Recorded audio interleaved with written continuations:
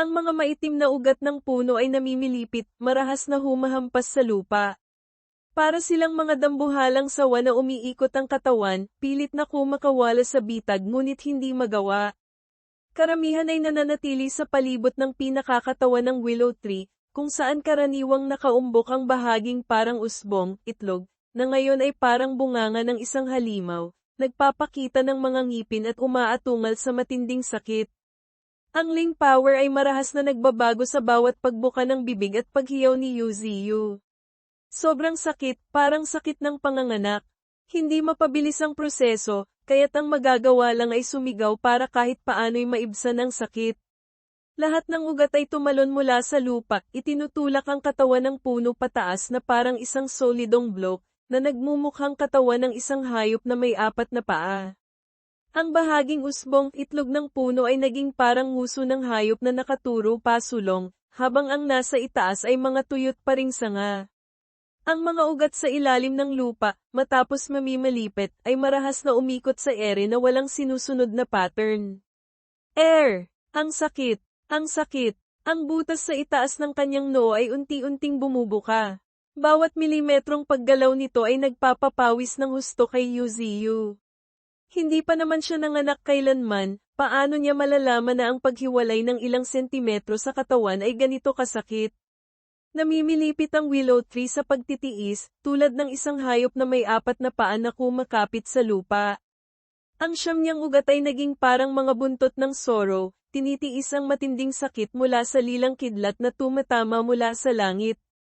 Para itong lalong bumabaon sa maliit na butas na bumubukas sa noo ni Yuziyu, iniuukit ang sakit sa kanya ng 1,000 beses pa.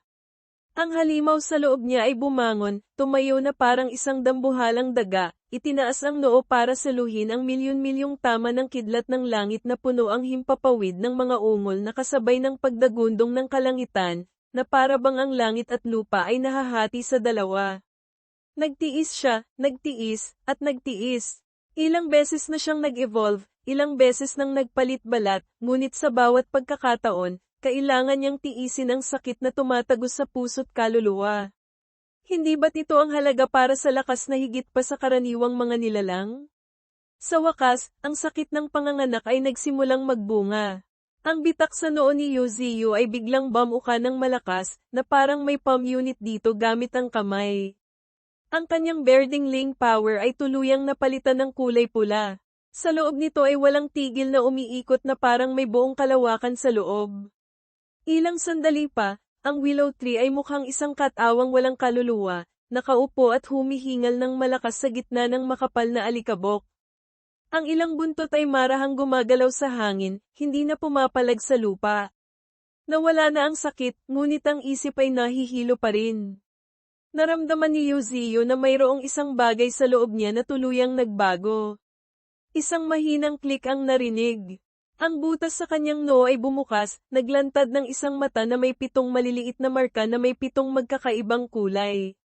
Bakit parang pamilyar ito? Isang pulang bersyon ba ito ng Sharingan? Hindi pa nakakita, ang tagapagsalaysay, ng ganito kakaibang bagay. At mukhang hindi pa rin napapansin ni Yuziyu. Patuloy lang siyang nakaupo at humihingal, walang kamalay-malay na ang heavenly eye na kabubukas lang niya ay napakalaki pala, halos 100 metro ang sakop sa tahimik na misty Great Mountain. Unti-unting kumalat ang usok sa lahat ng direksyon, nawawala sa makapal na hamog.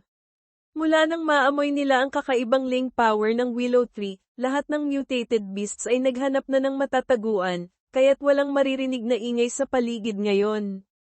Nang mukhang nakontrol na niya ang sarili, saka lang ng ahas lumapit ang 3 kasama, malamang sina Niyumo, Jin Chanzi, at ang Golden Monkey. Ang mga mukha nila ay pinaghalong pag-aalala at tuwa nang mag-evolve siya.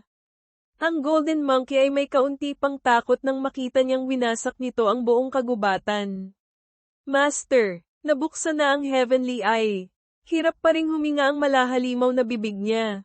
Ang kanyang mukha ay may mga malalaking bitak na. Bagaman wala siyang ilong, ngayon ay naunawaan na ni Yuziyu kung ano ang paghingal. Putol-putol siyang nagsalita, ang pagbukas ng heavenly eye ay talagang hindi madali. Kailangang tiisin ang heavenly tribulation. Bukod pa roon, kailangang maubos ang mahigit kalahati ng lahat ng Ling power. Ngunit pagkatapos nito, napangisi ng malapad si Yuziyu. Pero, hindi bababa sa, maswerte ako. Ang Heavenly Eye ay matagumpay na nabuksan. Ang pagkuha sa bagay na nais niya ay nagpaganda sa buong mundo sa kanyang paningin. Tumingala si Yuziyu sa mga kumpol ng liwanag na lumulutang sa hangin, kumikislap na parang mga bituin sa gabi, ito ang Ling power. Napakahiwaga. Tumingala siya sa langit na puno ng mga tunay na bituin. At mga partikulo ng Ling power. Bigla, gaman ang pakiramdam ni Yuziyu.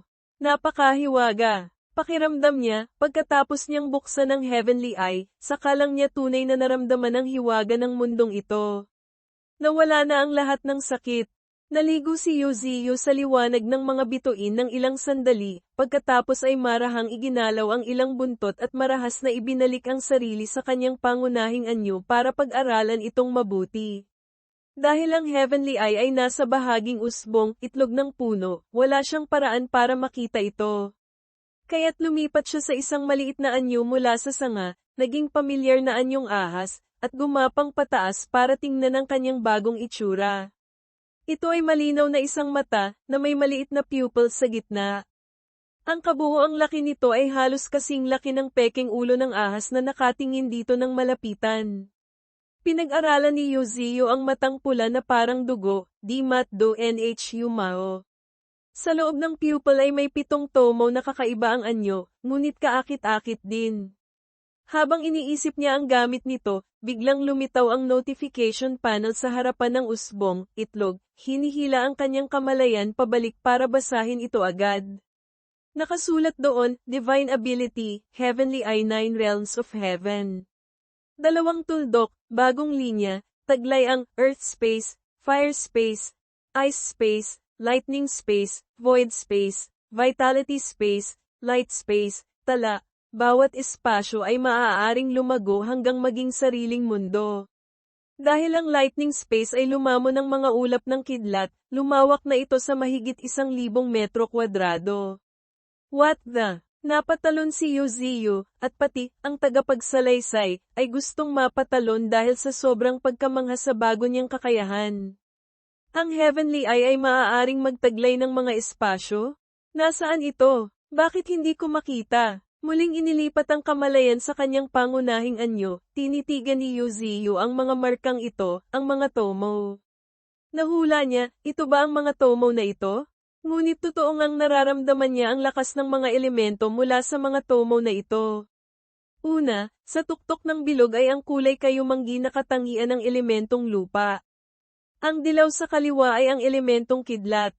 Ang kasunod, ang kawalan, ay gumagamit ng kulay lila bilang representasyon. Ang asul sa itaas, patungo sa dibdib, ay ang elementong yelo. Iyon, ang matingkad na pula, ay kumakatawan sa elementong apoy. Ang puti naman pala ay para sa elementong liwanag. At panghuli, ang berdeng ay para sa sigla. Mukhang napakaastig, tuwang-tuwa si Yuziyu, nanlaki ang mga mata.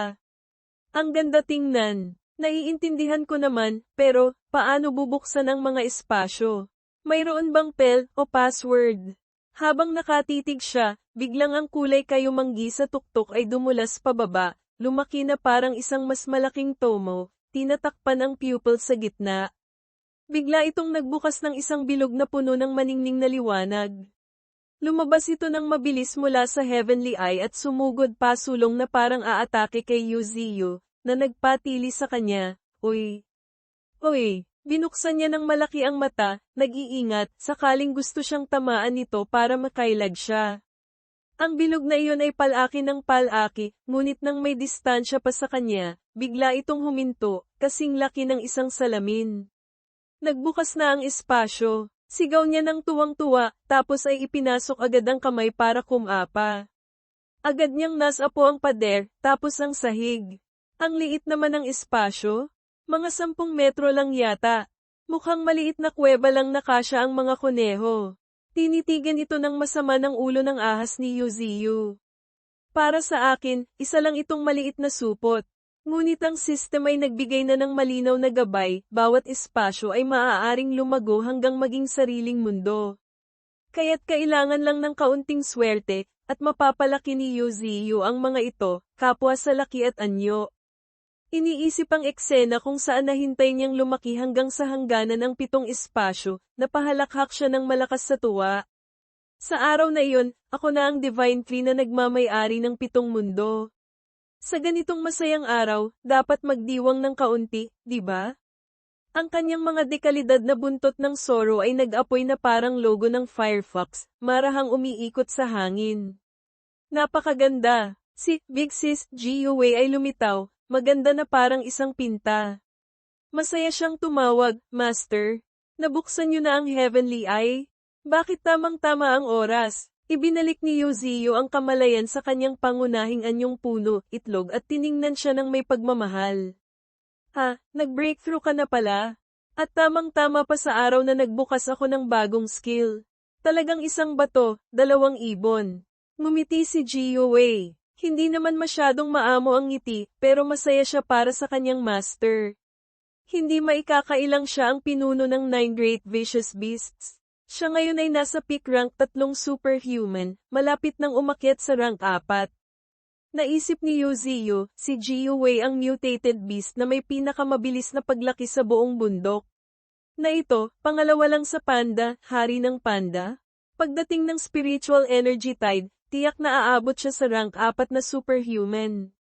Talagang inaabangan niya ang araw na iyon. Biglang may naalala si Yuziyo. Nanlaki ang kanyang mga mata. Tamang-tama ang dating mo. Dali, bagahan mo ako ng apoy. Ha? Tumingala si Gua sa kanyang master na may halatang pagdududa. May sira ba ito sa ulo? Huwag ka nang magpaliwanag, maikli niyang sabi. Huwag ka nang magtanong, sundin mo lang ang sinabi ko. Okay, kung iyan po ang gusto ninyo, master, heto na po. Parang sinasabing game. Gusto rin ni Big Sis na subukan ang lakas ng kanyang mga atake. Tumayo siya, ibinuka ang bibig, at nagbuga ng apoy na tamang-tama sa textbook. Agad na binuksan ni Yuziyo ang fire space ng pulang tomo para saluhin ang apoy ni Gua. Para itong isang pintuan kung saan ang apoy ay pumasok ng mabilis sa loob at naglaho ng walang bakas. Maging ang may-ari ng apoy ay nanlaki ang mata. Ang apoy ko, nalunok lang? Tuwang-tuwa si Yuziyo. Bukod sa matagumpay na paggamit ng skill, lumitaw din sa system panel na Absorb Pure Spirit Flames. Space grew by 3 square meters. Napahalakhak siya ng matagal. Tama nga ang iniisip ko. Sa pag-absorb ng mga ulap ng kidlat, lumawak ang lightning space. Sa pag-absorb ng apoy, lumalawak din ang fire space. May 5 pang elemento na naghihintay. Kaya't abala si Yuziyo sa pag-iisip kung paano palalakihin ang mga espasyo ng mga ito. Dahil dito, hindi niya napansin na naiinis si Gua dahil ang kanyang maningning na apoy ay basta na lang nalunok ng walang bakas. Nag-ipon siya ng ling power sa bibig, ikinuyong ito ng mahigpit, at ulong, nakakainis. Kung gayon, kailangang todo na ito. Kaya't isang dambuhalang bola ng apoy ang biglang tumama diretso sa boss na walang kamalay-malay. Tinitingnan pa ni Yuziyo ang notification panel para sa pagpapalawak ng Earth space kasunod, kaya hindi niya agad na ilipat ang space gate pababa para harangin ang atake. Ang buong sulaw ng apoy ay tumama diretso sa malaitlog na mukha ng willow tree, nagliliyab ng maningning. Diyos ko, ang itlog ko, kapag ginanyan mo, patay na. Hindi na niya nasangga kahit kaunti. Noon lang din na-realize ni Gua ang kalokohan na ginawa niya.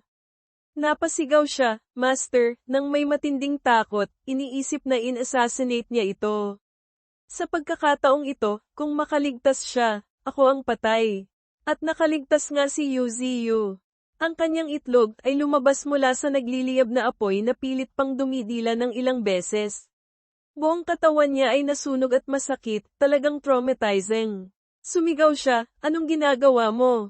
Sakto namang lumabas ang system na may babala, na nagpabelang sa atensyon ni Yuziyo dito.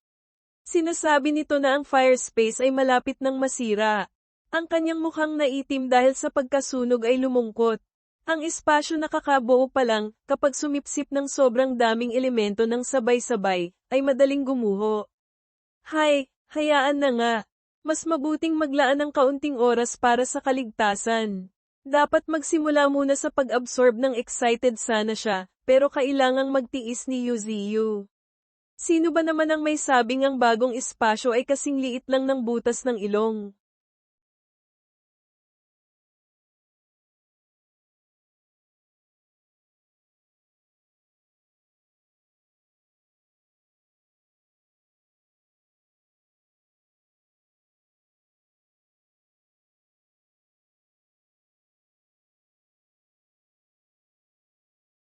Ngayon, may isang lugar na mas kumikinang pa kaysa sa lugar kung nasaan ang link power ni Yuziyu, ito ang Flower Valley.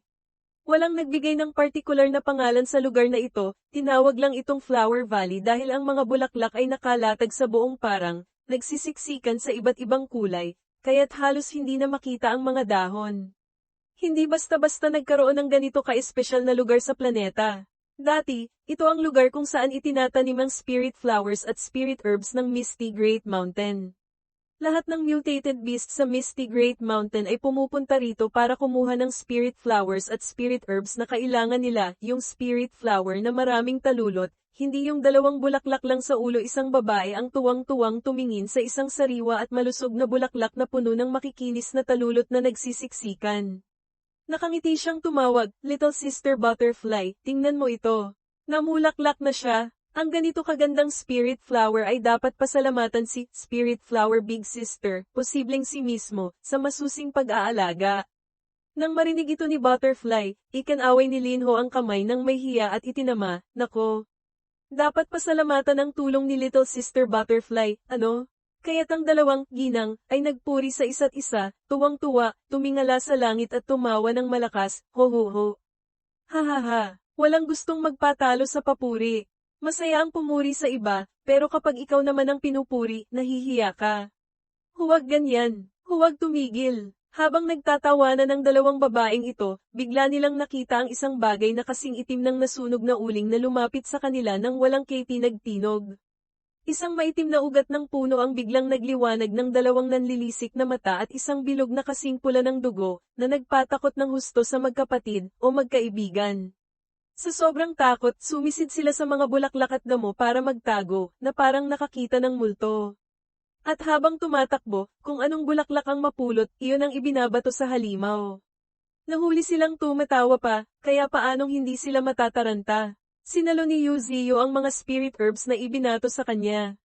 Matapos takutin ang dalawa, nawala na naman siya na parang bula, iniwan ang isang tao at isang paru-paro na umiiyak sa lambak. Huhuho, nasira na lahat, ayoko nang magtanim ulit. Ang aral, huwag maging kampante, o magsaya, kapag madilim na. Matapos umikot at mang-asar ng kung sino-sino, ibinalik ni Yuziyu ang Heavenly Eye sa sentro ng Misty Great Mountain. Lahat ng 7 tomo ay bumalik na sa dati nilang pwesto, na nagpapahiwatig na walang espasyong ginagamit. Labis siyang nasiyahan habang tinitingnan ng kanyang itim na anyong ahas, na may nakaangat na palamuti, ang Heavenly Eye, sa tuktok ng ulo. Pinuri niya ito, napakakombinyente talaga ng bagay na ito. Ang Heavenly Eye ay maaaring ilipat sa kahit saang bahagi ng katawan. Gusto mong dalhin o iwan sa Willow Tree, okay lang. Tiningnan niya ang notification panel, Vitality Space grew to 1,000 square meters, matapos niyang ubusin ang lahat ng bulaklak sa lambak.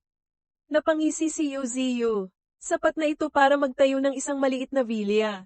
Habang nag-enjoy siya sa sarili, bigla niyang nakita ang isang malaking puting paa na lumitaw sa harap niya. Kanino ito? Bakit lumitaw ngayon? Tinitigan ni Yuziyu ang puting nilalang sa harap niya ng ilang segundo. Ang hindi ito bumati o nagtanong, basta tumayo lang doon ng tuwid hanggang tanungin siya ng boss. Malaking oso, hindi ka ba dapat nasa north nagbabantay? Anong ginagawa mo rito? Tumingala ito at agad na nagulat, kanina lang, lumapit sa akin ang whale at may sinabing ilang bagay tungkol sa ilalim ng dagat. Ano? Nagulat si Yuziyu, napagtantong hindi simple ang detalyeng ito. Naalala niya ang huling pagkikita nila ni King Black Killer Whale, ay noong ipinagkatiwala niya dito ang 6 Great Serpents para alagaan. May nakakaalala pa ba sa batang Killer Whale na may sungay, o pinagtaksilan, na sumisigaw ng meow meow?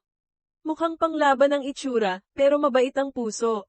Matagal na siyang nagbabantay sa karagatan. Noon, ipinagkatiwala ni Yuziyu sa kanya ang 6 Great Serpents at sinabing kapag umabot na sa rank 2, bumalik ito para magulat. Ngunit sa sobrang abala, nakalimutan na niya ito, hanggang sa makarinig muli ng balita mula kay, na parang napakatagal nang nangyari. Kaya't ng gabing iyon, nayanig ang Misty Great Mountain. Lahat ay dahil sa malaking si Emperor Crocodile na ipinatawag para sa isang kagyat na pulong. Mukha siyang si Godzilla na nangangaso, patungo sa sentro ng Multi-Species Company, kung saan naroon na ang mga kapatid na magalang na naghihintay sa harap ng Big Boss. Hindi naman gaanong matagal ang pagtipon sa ganito karaming tauhan. Mabilis na tinawag ni Yuziyu ang mga pangalan gamit ang tingin. Maliban kina Baihu, Bak H, at Jin Yu na wala roon, ang natitirang siyam na vicious beasts kasama sina Qinggang at Leng Feng ay naroon lahat. Marahil ay, nasa Xian City sila at may inaasikasong bagay. Akala lang iyon ng boss, ang totoo, nag-aaway sila dahil sa pagkapanalo sa laro at hindi na kumain. Si Leng Feng ay nanatili sa kanyang malamig na ekspresyon ng 1,000 taon. Matapos marinig ang balita, yumuko siya ng mag-isa at bamulong, ang hari ng karagatan ay pinag-iisa ang kanyang mga puwersa, pinag-iisa ang buong karagatan. Kung hahayaan natin silang magpatuloy ng ganito, tiyak na hindi maganda.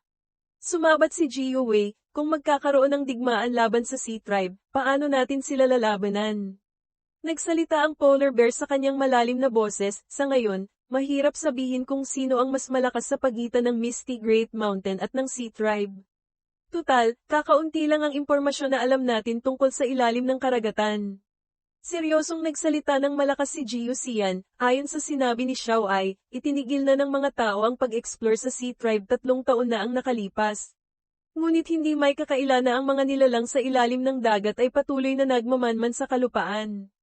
Si Jin Chanzi, na nakatago ang katawan sa likod ng kapa ngunit malinaw ang boses, ay nagsabi, sa mga taon ko sa Australia, nakakalap din ako ng ilang impormasyon tungkol sa ilalim ng dagat mula sa kanilang mga grupo ng mutated beasts. Bukod sa 7 Kings of the Deep Sea, marami pang ibang mga lahi sa dagat. Kung makakaalyansa tayo sa kanila, marahil ay marami tayong magagawang malalaking bagay. Biglang sumingit si Qinggang sa tahimik na pagmumuni-muni ng mga nakatatanda. Master, may tanong po ako. Bagaman sinalakay ng Sea Tribe ang kalupaan 3 taon na ang nakalipas, hindi naman sila nanakit sa atin. Wala tayong dahilan para makipagdigma sa kanila. Karaniwan, kung ano ang iuutos, ginagawa ni Qinggang. Ngunit ngayon, kusa siyang nagbigay ng opinyon na nagpapakita ng pagiging mapayapa. Ipinaliwanag ni Yuziyu sa kanya sa malalim na boses, hindi. Sila ay mga kaaway natin. Naalala pa ba ang matinding labanan noon? Ang balyenang may daladalang maliit na isla sa likod ay tinawag mismo ang kanyang pangalan. Nanlaki ang mata ni Yuziyu habang inaalala, 3 taon na ang nakalipas, tinarget na nila ako. Alam nila ang tungkol sa akin. Bagaman malakas ang 7 Kings of the Deep Sea, hindi rin mahina ang ibang mga lahi. Ito ay tugma sa opinyon ni Jin Chanzi. Hindi maikakailang siya ay isang veterano na maraming taong nakipaglaban sa ibang kontinente. Sa ngayon, kailangan lang nating tipunin ang mga maliliit at hiwa-hiwalay na natitira. Naniniwala ako na magiging isang puwersa silang hindi maaaring maliitin. Tumingin siya pababa kay Jiu Xian at tinawag, Little Panda Jiu Xian, ang misyong ito ay ipinagkakatiwala ko sa iyo. Ikaw lang ang maaaring makapaglakad sa ibabaw ng dagat at makipag-usap sa Sea Tribe ng pinakamadali. Opo, sagot nito bilang pagtanggap sa utos. Nagpatuloy si Yuziyu, mga 15 araw na lang bago sumabog ang spiritual energy tide. Bago iyon, kailangan nating makakuha ng mas marami pang kasama. At si Jiu Xian ang napiling bagong embahador para ipalaganap ang kultura at turismo ng Misty Great Mountain sa mga nawawalang kamag-anak sa malalayong lugar. Gusto niyang malaman sa buong buhay niya. Inilabas ang kamera mula sa Misty Great Mountain patungo sa silangan, ito ang North. Pagtawid sa malamig na mga hanay ng bundok ng North, mararating ang isang malawak na nagyayelong karagatan. Sa ilalim ng sikat ng araw sa umaga, kumikinang pa rin ang ibabaw ng dagat. Ang mga alon ay humahampas sa isang daan ng yelo na mula sa kalupaan ay diretso palabas sa karagatan. Sa dulo ng abot tanaw, na tanging mga may 10/10 vision lang ang makakakita, ay isang maliit na pulang kapa na hirap na naglalakad. Hindi dahil nalason, nasugatan, o nagugutom, kundi ang ating si Jiu Xian na nakalabas ang dila na parang aso habang nagrereklamo, ay nakakapagod. Kung alam ko lang, hindi ko na sana tinanggap ang misyong ito. Hindi ko akalaing ganito kalayo, tapos hindi man lang ako binigyan ng boss ng private jet. Bigla, ang tubig sa malapit ay umalon at naglabas ng mapuputing bula. Sa ganitong kalaking paggalaw, siguradong may malaking bagay na umahan. At totoo nga, ang mga kapatid na matagal nang hindi nakikita. Ang Six Great Serpents na dati ay napakaliit at nakasakay sa likod ng killer whale ay nasa mid-rank 3 superhuman na ngayon, na may 5 ulo. Sa ganitong laki, kayang-kaya na nilang durugin na nasa rank 3 na rin ngayon. Bagaman mukhang panglaban ang kanilang itsura, mabait ang kanilang mga puso. Pag-ahon pa lang nila, tuwang-tuwa nang nagpakita ng pagiging nakatatanda, si Jiu Xian. Sa wakas, natagpuan ko na kayo. Para makita kayo, naglakad ako ng daan-daang kilometro. Sila naman ay dumudulas lang sa tubig, walang pakialam kung itong pandang maiikli ang binti ay kailangang maglakad. Kalmadong sinabi ni, abala rin kami sa pagkolekta ng impormasyon tungkol sa ibang mga lahi sa dagat. Sa kasalukuyan, ang ilalim ng dagat ay puno ng mga mata at tainga ng Seven Kings, lalo na sa mga baybayin. Tanging sa lugar na ito lang ng dagat tayo makakaiwas sa kanila. Kaya dito ko hiniling ang tulong mula sa Misty Great Mountain. Hindi ko lang inaasahan na ang ipapadala ng boss ay ang pinakamaliit ang binti sa inyong lahat. HMMPH. Sumimangot si Jiu Xian, nagpapakita ng panganib. Itinaas ang kamay para takpan ang bibig at ilong na parang totoo. Bumulong siya, kung gayon, mukhang oras na para isagawa ang plano ng dobling ahente. Habang nagsasalita, bigla niyang napansin na may 5 ulo na nakatitig sa kanya. Tumingala si Jiu Xian, medyo naiinis. Pero ang bilis mong lumaki, ha? Sabay-sabay na sumagot ang 5 ulo ng ahas, opo. Dati 3 lang ang ulo nito. Nakakakilabot pakinggan. Biglang natarante si Jiu Xian. Ah, oo nga pala. Nagutos ang Divine Tree na tipunin ninyo ang ibang mga lahi sa dagat para sama-samang labanan ng Seven Kings. Nagulat talaga sila. Ang balitang ipinasa ni King Clark sa Polar Bear ay kamakailan lang, pero mayroon ng tiyak na aksyon mula sa Master. Tuwang-tuwang nagtanong nagpa siya na bang makipagdigma ang Divine Tree? Oh, bumalik sa pagiging seryoso si Jiu Xian at ipinaalam sa kanila. Kung magsisimula ang digmaan, kayong mga killer whale ang tiyak na magiging pangunahing puwersa. Sa panahong iyon, ang tsansa ninyong mamatay ang tiyak na pinakamataas. Itinikom ni King Clark ang bibig, mukhang nag-iisip ng malalim para maintindihan ang ibig sabihin ng pinakamataas na tsansang mamatay. Pagkatapos, biglang nanlaki ang kanyang matatalinong mata na puno ng determinasyon at sumagot kay Jiu Xian, naiintindihan ko. Wala siyang bahid ng takot. Kalmadong sinabi niya para maintindihan ni Jiu Xian, sapat nang nariyan ang Divine Tree bilang suporta. Kung talagang makikipagdigma tayo sa Seven Kings, tiyak na marami tayong maakit na ibang lahi sa dagat na sumali sa atin. Naibigay na ang impormasyon at napag-usapan na ang plano. Agad na umalis ang dalawa, King Clark at ang Six Great Serpents, sinabi kay Jiu Xian, pupunta na kami para isagawa ang misyon.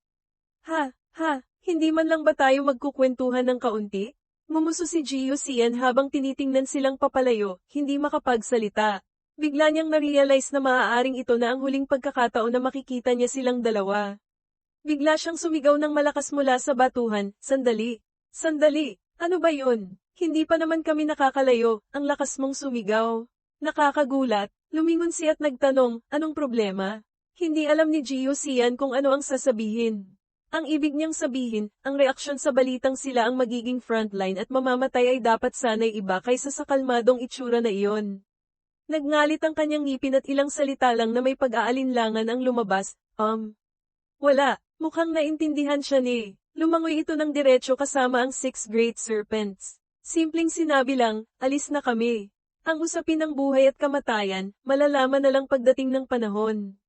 Kahit magpaalam pa sila ngayon, pareho lang din. Mag-isang tiningnan sila ni Jiu Xian. Biglang nakaramdam siya ng init na damaloy sa kanyang katawan, kalahating pag-aatubili, kalahating puno ng pag-asa.